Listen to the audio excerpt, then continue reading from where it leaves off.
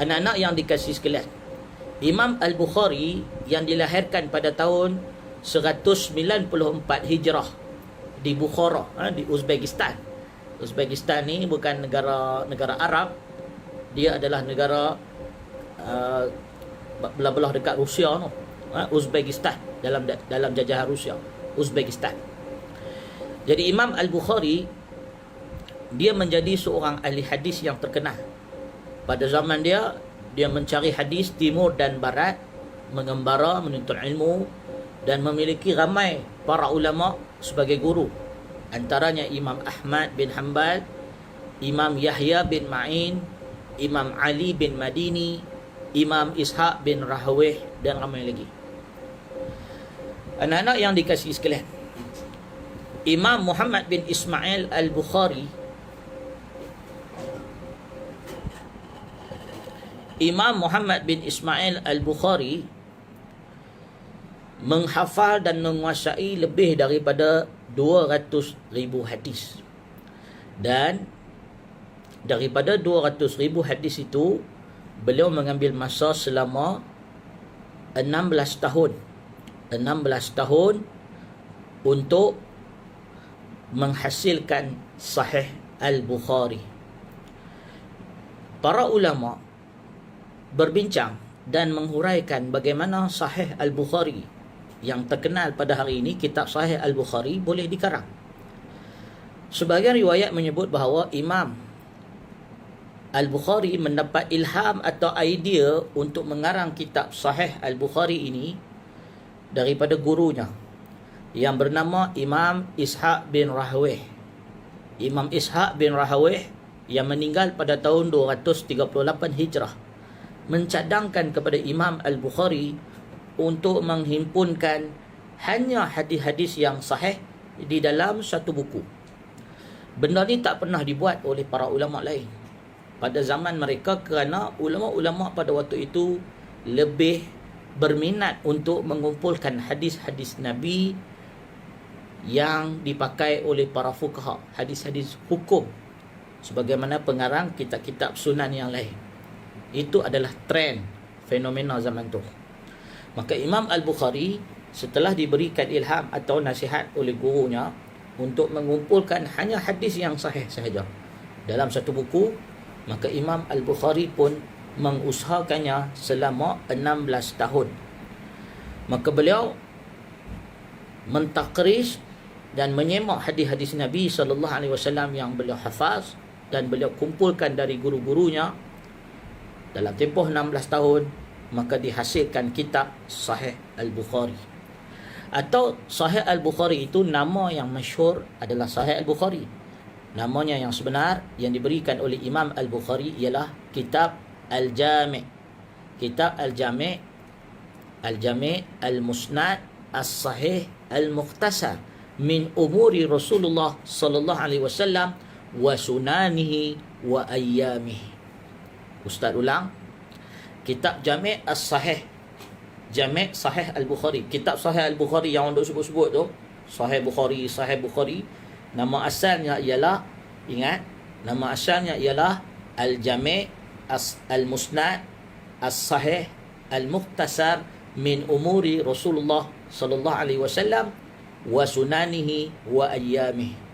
Yang bermaksud Al-Jami'. Apa dia Jami'?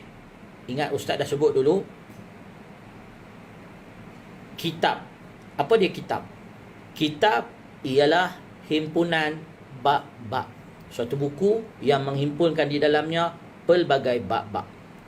Apa dia bab? Al-bab. Bab tu pintu. Pintu yang dengannya orang masuk untuk mendapatkan ilmu. Maka sebab tu para ulama bila dia karang buku, karang tulisan, dia tulis bab ilmu, pintu ilmu. Masuk dalam tajuk ni nak memahami isi dia. Bab tu tajuk. Satu bab, satu tajuk, maknanya satu pintu untuk dapatkan ilmu masuk melalui pintu tersebut. Maka bila satu buku, dalam buku tu ada banyak bab, kita panggil jamak kepada bab abwab. Abwab, bab-bab. Kan?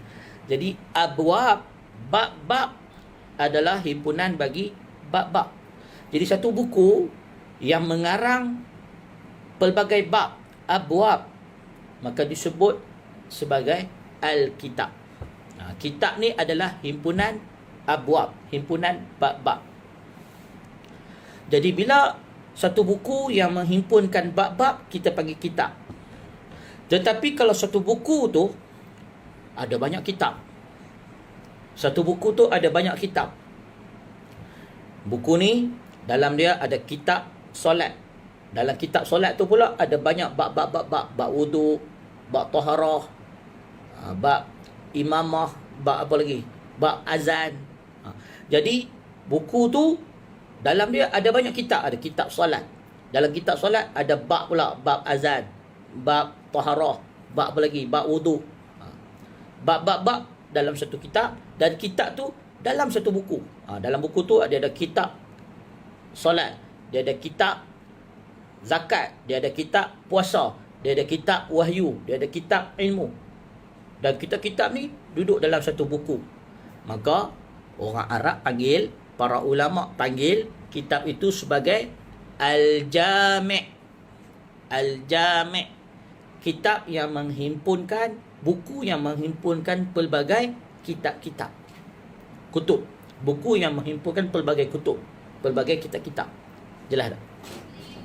Jadi maksud Al-Jami', Al-Jami' ialah buku yang menghimpunkan pelbagai kitab-kitab di dalam satu buku. Jadi Imam Al-Bukhari memberikan nama buku dia Al-Jami', himpunan kitab-kitab. Al-Musnad, Al-Musnad bermaksud kitab-kitab ini memiliki sanad yang sampai kepada Nabi sallallahu alaihi wasallam. Al-Jami', Al-Musnad, As-Sahih. As-Sahih bermaksud hanya menghimpunkan hadis-hadis yang sahih. Al-Mukhtasar, yang ringkas, yang diringkaskan oleh Imam Al-Bukhari. Sebab Imam Al-Bukhari dia masukkan dalam hadis dia kitab-kitab hadis yang sahih, tapi bukan semua hadis sahih dia bubuh dalam kitab dia. Dia pilih dan dia ringkaskan hadis-hadis tertentu, dia ringkaskan, tetapi semuanya ada sanad sampai kepada Nabi sallallahu alaihi wasallam. Maka sebab itu disebut Al-Jami', Al-Musnad, As-Sahih, Al-Mukhtasar, yang diringkaskan min umur daripada umuri, min umuri daripada umur. Umur tu maknanya perintah-perintah, perihal-perihal, urusan-urusan, perkara-perkara dari Nabi, min umuri Rasulullah sallallahu alaihi wasallam, daripada perkara-perkara yang melibatkan Rasulullah sallallahu alaihi wasallam, wa sunani, dan sunnah-sunnah Nabi, wa ayyamih, dan kehidupan seharian Nabi, wa ayyamih, dan hari-hari Nabi, cerita pasal kisah-kisah hidup Nabi dan seharian, wa ayyamih, hari-hari peristiwa yang berlaku pada zaman Nabi sallallahu alaihi wasallam. Okey, baik. Jadi anak-anak sekalian, sepatutnya anak-anak dapat apa pengertian kitab Sahih Al-Bukhari. Namanya yang sebenar Al-Jami', Al-Musnad, As-Sahih, Al-Mukhtasar min umuri Rasulullah sallallahu alaihi wasallam wa sunanihi wa ayyamih. Baik, anak-anak yang dikasihi sekalian, Imam Al-Bukhari pertama dia dapat idea untuk karang kitab Sahih Al-Bukhari dari gurunya Ishaq bin Rahawih, yang meninggal pada tahun 238 Hijrah, dan dia ambil masa 16 tahun untuk mengarang kitab Sahih tersebut. Dia mengambil masa 16 tahun untuk mengarang kitab Sahih tersebut. Baik. Dia mula mengarang kitab itu, dalam riwayat disebut di Mekah, di Masjidil Haram. Dia duduk di Masjidil Haram, dia mengarang kitab tersebut dan disambung ke masjid-masjid yang lain dan ke seluruh hidupnya dalam perjalanan musafirnya di karang kitab tersebut. Imam Al-Bukhari, untuk makluman anak-anak yang dikasihi sekalian, dia setiap kali nak karang hadis sahih, hadis dalam kitab dia, dia berwuduk terlebih dahulu, dia mandi terlebih dahulu, dan dia melakukan solat sunat 2 rakaat. Ini adalah kaedah dia bagaimana dia memohon pertolongan Allah dalam mengarang kitab Sahih Al-Bukhari. Imam Bukhari ni, bagaimana dia nak dapatkan keberkatan. Dia dah meninggal sejak tahun 256 Hijrah. Sekarang dah 1400 Hijrah. Bayangkan, dah berlalu 1200 tahun, kitab dia masih kekal. Setiap hadis yang dia nak karang tu, dia sembahyang dulu, dia wuduk, bersuci dulu. Baik, setelah dia mengarang kitab ini, yang mengambil masa selama 16 tahun, beliau telah memberikan kitab itu kepada 3 orang ulama pada zaman dia yang terkenal untuk disemak. Imam Ali bin Madini, Imam Ahmad bin Hanbal, Imam Yahya bin Ma'in. Dan mereka semua bersepakat terhadap kesahihan hadis yang ada di dalam kitab itu, kecuali 4 hadis, dan itu pun kebenaran memihak kepada Imam Al-Bukhari. Maknanya ulama-ulama hadis telah menyemak hadis ni dalam kitab Sahih Al-Bukhari. Bukan lekeh punya ulama. Imam Ahmad bin Hanbal, Imam Yahya bin Ma'in, Imam Ali bin Madini, tokoh Amirul Mukminin fil hadis, kepala tok guru dalam bidang hadis, telah menyemak kitab Sahih Al-Bukhari. Baik. Dan mereka semua sepakat hadir dalam kitab Sahih Al-Bukhari, dan demikian para ulama sesudah mereka ijma' di kalangan ahli hadis akan kesahihan hadis-hadis dalam kitab Sahih Al-Bukhari, atau yang dikenali dengan nama yang lain, Al-Jami', Al-Musnad, As-Sahih, Al-Mukhtasar min umuri Rasulullah sallallahu alaihi wasallam wa sunanihi wa ayyamih. Baik anak-anak yang dikasihi sekalian, kalau ingat lagi dalam kuliah ustaz pada minggu yang sudah, pada bulan sudah, kita ada sebut Imam Al-Bukhari bila dia masukkan hadis dalam kitab sahih dia ada metod, dia ada syarat, metodologi, dia ada manhaj. Dia bukan tangkap muat saja. Oh, dia hadis ni sahih, aku masukkan. Tak, dia ada cara dia. Bagaimana dia memilih, dia menyaring hadis-hadis yang sahih, yang terbaik untuk dimasukkan dalam kitab dia. Syarat-syarat yang disebut sebagai syarat Imam Al-Bukhari adalah lebih ketat daripada imam-imam yang lain, sehingga menyebabkan Sahih Al-Bukhari dianggap sebagai kitab yang sangat berkualiti dan kitab hadisnya sangat-sangat dipercayai. Apa syarat-syarat yang dipakai oleh Imam Al-Bukhari? Pertama, Imam Al-Bukhari meletakkan syarat bahawa hadis-hadis yang terdapat dalam kitab beliau mestilah bersambung sanadnya dan tidak terputus antara perawi. Anak-anak yang dikasihi sekalian, kalau ingat balik dalam kuliah kita, dalam kitab atau dalam matan matan hadis, dalam kitab matan hadis takrib, dan dalam matan hadis kita belajar hadis Baikuniyah. Kalau masih ingat lagi, dalam hadis Baikuniyah kita ada bincang tentang syarat hadis yang sahih. Hadis yang perawinya mestilah seorang yang adil. Seorang yang adil, maknanya perawi dia itu seorang yang siqah, dia adil, dia dhabit, kuat ingatan dia, riwayatnya mestilah bersambung sanadnya bersambung. Di samping dia siqah, di samping dia adil, dia dhabit, sanadnya mesti bersambung, hadisnya tidak ada mengandungi ilah, tidak ada cacat yang tersembunyi, dan tidak ada syaz, tidak menyalahi hadis-hadis lain yang lebih sahih atau perawi lain yang lebih siqah. Tidak ada syaz, dan tidak ada syaz tadi, ilah tadi, perawinya siqah dan adil, ataupun tidak ada perawinya dhabit, dan sanadnya mesti bersambung. Kita dah sebut tadi syarat-syarat hadis yang sahih. Imam Al-Bukhari di samping memakai syarat-syarat ini, dia telah menambah satu lagi syarat yang menyebabkan hadis-hadis dalam kitab dia dianggap istimewa. Iaitu syaratnya ialah dia mengatakan bahawa wajib bagi hadis-hadis yang dia masukkan dalam sahihnya subut al-liqa. Subut al-liqa bermaksud dia memastikan wujudnya pertemuan antara murid dengan guru. Subut al-liqa, memastikan adanya liqa. Liqa ni maknanya bertemu. Murid dengan tok guru mesti kena bertemu.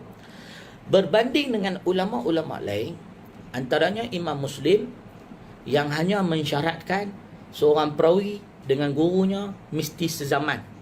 Maknanya kalau tok guru ni meriwayatkan hadis dari tok gurunya dan mereka sezaman dan kedua-duanya orang yang siqah, adil, terpercaya, kita terima kesaksian dia.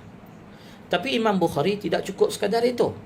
Dia mensyaratkan ada bukti wujudnya pertemuan antara anak murid dengan tok guru. Kalau mereka bertemu dekat mana? Siapa yang membuktikan menjadi saksi mereka berdua pernah bertemu dan mengambil hadis antara satu sama lain. Syarat inilah yang menyebabkan Sahih Al-Bukhari dianggap lebih unggul daripada Sahih Muslim. Dan jumlah hadis-hadis yang diriwayatkan oleh Imam Al-Bukhari dalam kitab sahihnya, jumlah hadis dalam Sahih Al-Bukhari dianggarkan sekitar 7,275 hadis, sebagaimana yang disebut oleh Imam Ibn Salah. Al-Imam Ibn Salah dalam kitabnya Muqaddimah Ibn Salah, dalam ulum hadis Ibn Salah, dia menyebut jumlah hadis-hadis dalam Sahih Al-Bukhari ada sekitar 7,275 hadis. Manakala hadis Nabi SAW yang tidak berulang, tak ulang-ulang lah, maknanya hadis tu seketui-seketui dalam Sahih Al-Bukhari, tak berulang, ada lebih kurang 4,000 hadis. Apa maksud dia? Maksud dia, dalam Sahih Al-Bukhari, dalam bab iman, dalam kitab iman, bab wahyu misalnya, atau bab contoh bab seruan wahyu dan sebagainya, contoh dalam satu kitab ada satu hadis tentang bagaimana wahyu datang kepada Nabi sallallahu alaihi wasallam. Dalam kitab wahyu misalnya ada hadis bagaimana hadis datang kepada Nabi sallallahu alaihi wasallam. Hadis tu diulang semula oleh Imam Bukhari dalam kitab dakwah, diulang pula oleh Imam Al-Bukhari dalam kitab solat misalnya. Maka sebab tu dalam Sahih Bukhari jumlah hadis ada 7,275 hadis dianggarkanlah. Tetapi yang tak berulang satu hadis disebut ada lebih kurang 4,000 hadis. Dia kiraan ni dia berbeza-beza sebab satu, riwayat Sahih Bukhari yang sampai kepada kita dan cara penomboran hadis tu, cara ulama bernombor dalam hadis tu berbeza-beza, menyebabkan kau ni kira begini, kau ni kira begini. Tapi umumnya hadis dalam Sahih Bukhari yang tak berulang ada 4,000 hadis. Dalam keseluruhan hadis lebih kurang 7,275 hadis. Baik, anak-anak yang dikasihi sekalian, Imam Bukhari meninggal dunia pada tahun 256 Hijrah di